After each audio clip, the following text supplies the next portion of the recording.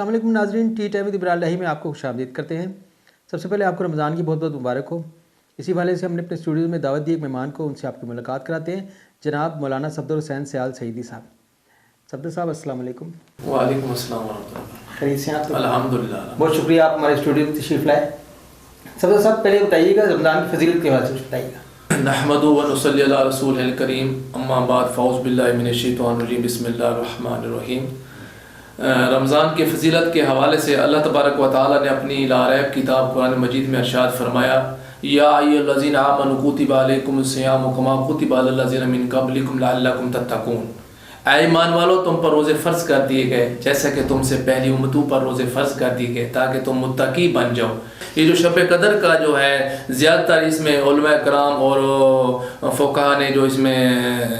درس دیا ہے وہ لیلۃ القدر جو نا طاق راتوں میں اس کا شمار کیا گیا ہے، یعنی 21، 23، 25، 27 اور 29 کی راتوں میں جو آدمی اس کو تلاش کر لیتا ہے اس کو 83 سال عبادت کا ثواب ملتا ہے۔ چلے تو لوگ یہی کہتے ہیں کہ 17 کو 27 کو نہیں، اللہ تبارک و تعالیٰ نے لیلۃ القدر کو مخفی اس لیے رکھا ہوا ہے، یہ میرے اللہ تبارک و تعالیٰ کا ایک نظام کسی دن بھی ہو سکتی ہے، نہیں نظام قدرت، بالکل صحیح کہہ رہے ہیں آپ۔ وہ یہ ہے کہ اگر آپ اگر رات میں مخصوص ہوتی 27 کو تو لوگ صرف 27 کو فوکس کرتے، لیکن اللہ پاک نے اس لیے ان کو طاق راتوں میں رکھا ہے تاکہ جو مسلمان جو امتی ہیں،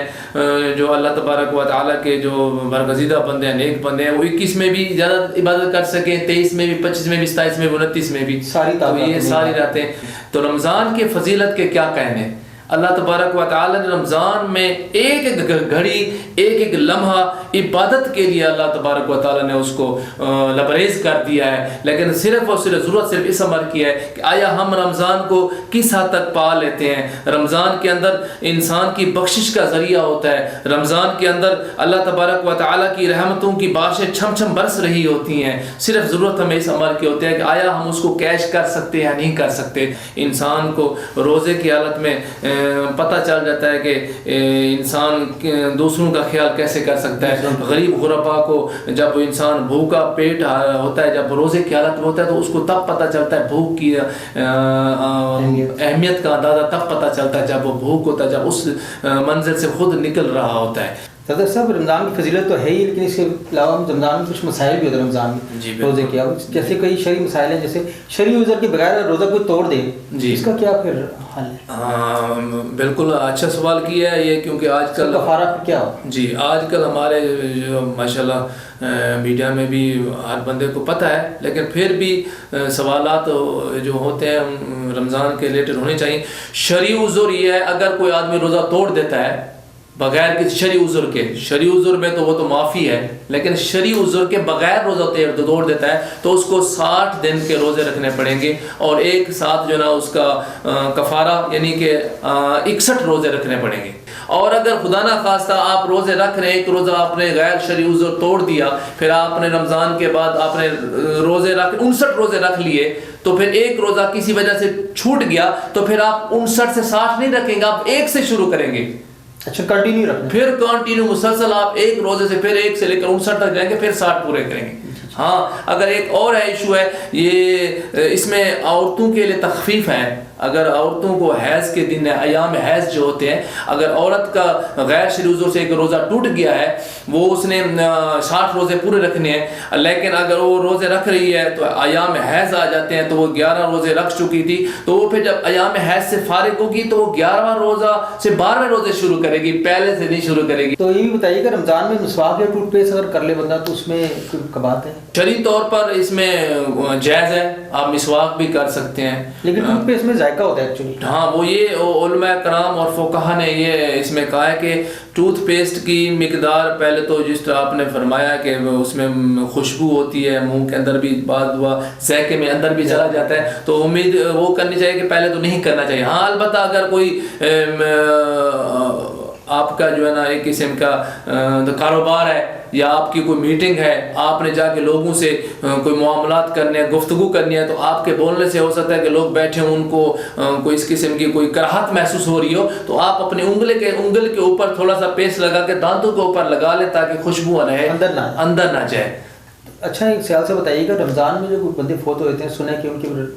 گناہ معاف ہوتے ہیں سارے، اور ان کا وہ کوئی حساب کتاب نہیں ہوتا، ایسی بھی کوئی شریعت ہے؟ بے شک یہ صحیح ہے کہ جو شخص رمضان میں فوت ہو جائے تو اس کے اوپر قبر کا عذاب میں تخفیف کر دی جاتی ہے، کمی کر دی جاتی ہے۔ ہاں یہ اکثر یہ سوال ہر بندے کی، ہر عام و خاص کی زبان پر یہ جاری رہتا ہے کہ یار یہ تو ساری زندگی اس نے گناہ کیے، تو اگر رمضان میں مر گیا تو یہ پھر اس کا مطلب ہے یہ تو بخشا گیا۔ یہ میرے اللہ تبارک و تعالیٰ کے دائرہ اختیار میں ہے۔ اگر اللہ تبارک و تعالیٰ نے اس کو اتنا جو ہے نا رمضان کے مہینے میں موت دے دی اور بعد میں اللہ تبارک و تعالیٰ چاہے تو اسے بخش دے، یہ میرے اللہ تبارک و تعالیٰ کے اختیار میں۔ کوئی حدیث پر میں اس میں حدیثیں بہت ساری ہیں، کیونکہ جو کہتے ہیں حضور بیگم صلی اللہ علیہ وسلم فرمانے علی شان ہے کہ جو شخص باروز جمعہ یا جمعے کی رات کو یا جمعے کے دن فوت ہوتا ہے تو اس کے مطلب ہے نا قبر کا عذاب جو ہے نا اس سے ہٹا دیا جاتا ہے۔ ایک اور چیز پوچھنی تھی، ایک مسئلہ ہے، یہ کسی نے پوچھا تھا کہ روزے کی حالت میں انجیکشن یا ڈرپ لگ جائے تو بیمار بندہ ہو جاتا ہے کئی دفعہ، تو پھر اس میں کیا روزہ ٹوٹ جائے اس بندے کا؟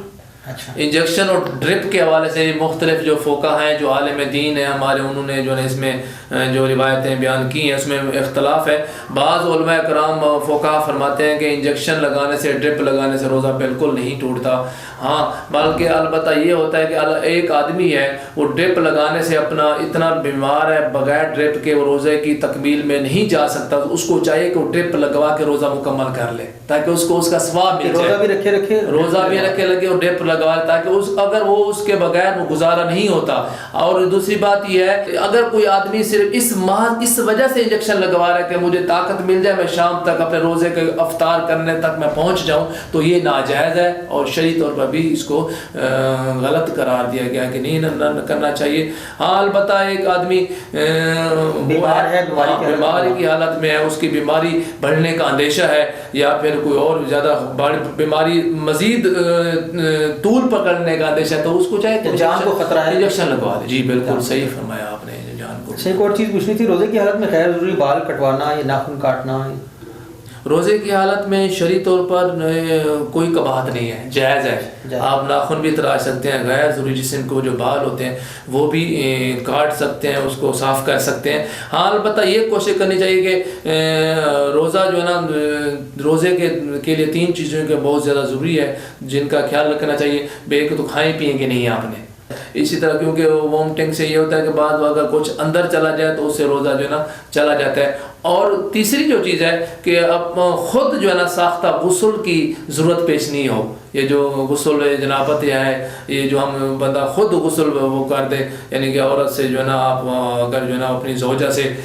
بستری یا اس طرح کر لیں تو اس قسم کے یہ بھی ممانعت ہے۔ اچھا سیال صاحب، کوئی پیغام ہمارے ناظرین کو دینے چاہیں روزوں کے حوالے سے، رمضان کے حوالے سے، یا کوئی اور بھی پیغام دینا چاہتے ہیں تو آپ دے سکتے ہیں۔ الحمدللہ